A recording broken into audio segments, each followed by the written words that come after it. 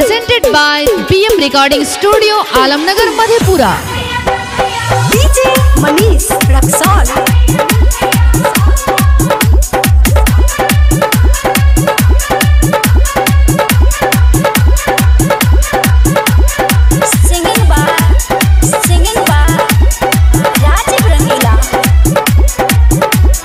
लोटा पितरिया बात भीतरिया कहबो छोड़िया हम तोरा मजा हलबो थोड़ा थोड़ा।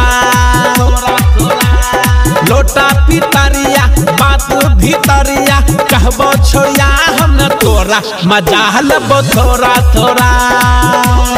लग में तू बैठा दे देह में तू सट दे मजा तू लब दे मन से।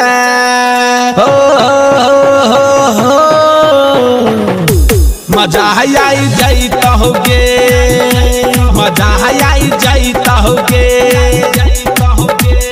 लोटा पितरिया बात भीतरिया कहबो छोड़िया हम तोरा मजा हलबो थोड़ा थोड़ा।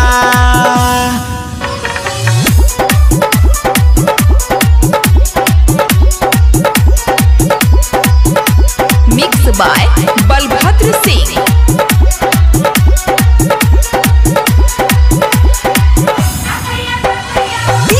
Manish Raksol.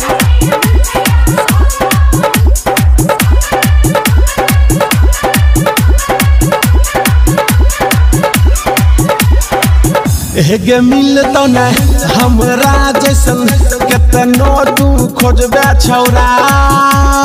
कैसे लेबो पंजा में तोरा बनाइल दिल के राजा। एगे मिलतो न हमरा जैसन केतनो तू खोजबे छौरा। कैसे लेबो पंजा में तोरा बनाइल दिल के राजा। गोदी में सुतई बोगे ठोर तोरा चुसबोगे गाल काट ले बहु दत से। गे गे गे गे गे मजा आई जाता होगे, मजा आई जाता होगे। लोटा पितरिया बात भीतरिया कहबो छोड़िया हम तोरा मजा हलबो थोड़ा थोड़ा। Presented by PM Recording Studio, Alamnagar, Madhepura.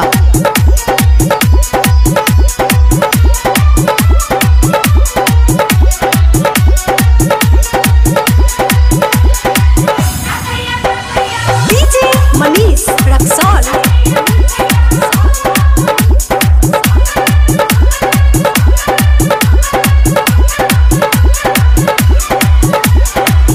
हेगे बैस गेली दिल के भीतर छोड़बो नहीं आई छौरी।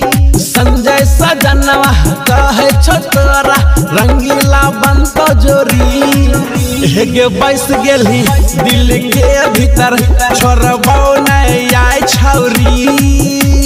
संजय सजनवा कहे छोटरा रंगीला बन तो जोरी। तिलक बचाई बोगे दुल्हन बनाई बोगे मांग तोरा भारबो सिंदूर से।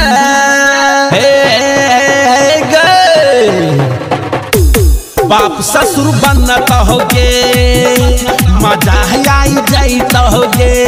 लोटा पितरिया बात भीतरिया कहबो छोड़िया हम तोरा मजा हलबो थोड़ा थोड़ा।